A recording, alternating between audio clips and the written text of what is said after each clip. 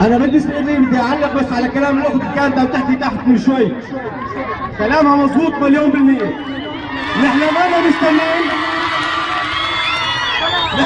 مستنيين، لا من العرعور ولا غير من العرعور من الانتهاك. بس في عنا عالم برا هون قاعدة من المدنيين شايلين سلاح، هن عبء الثورة، مالهم وهن لصوص. كمان عندنا التشريع اللي عم يصير في المناطق الشرقية سلمية وغير سلمية، واعتقال النساء، هاي مو مرجع. هاي بتمنى كل واحد من شايل سلاح، اللي شايل سلاحه انت مالك في داعي واحد يقول لك طالع جهاد، سلاحك هذا لازم يتوجه للداخل. بكرر ممنوع اي واحد يتوجه لتشجيع السيارات، اغتصاب النساء يعني نحن ما فرقنا عن بشار ناس تشيل نوب.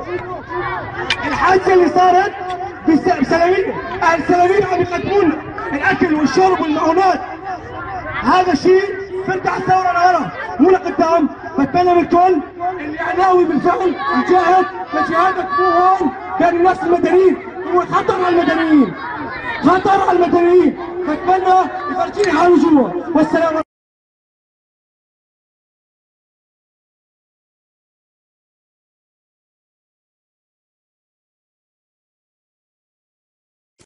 بسم الله الرحمن الرحيم.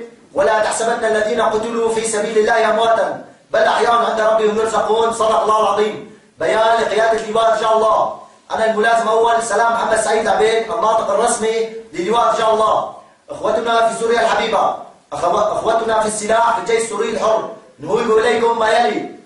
بعد التحقيقات والاجراءات بخصوص اغتيال الشهيد قائد اللواء رجال الله النقيب امجد حميد، وبعد عجز النظام عن الشهيد البطل، تبين لنا وفقا لكلام الشهود واعترافات عدد من المتورطين بالعمليه الذين تم اغراؤهم بالمال ان لؤي الزعبي هو وراء هذه العمليه النكراء، وذلك بعد اكتشاف سرقته وفضحه من قبل النقيب الشهيد امجد حميد قبل ايام من اغتياله.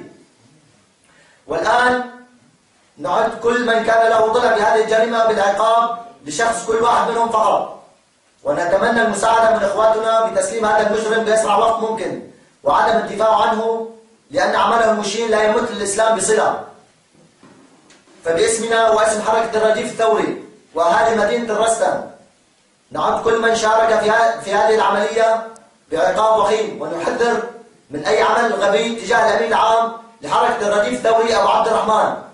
واخيرا نقولها وبوضوح، نحن من نمثل انفسنا في الداخل، وحركه الرديف تمثلنا سياسيا بالخارج، ويمكن التواصل معنا عن طريق الصفحه الرسميه للواء رجال الله. والسلام عليكم ورحمه الله وبركاته.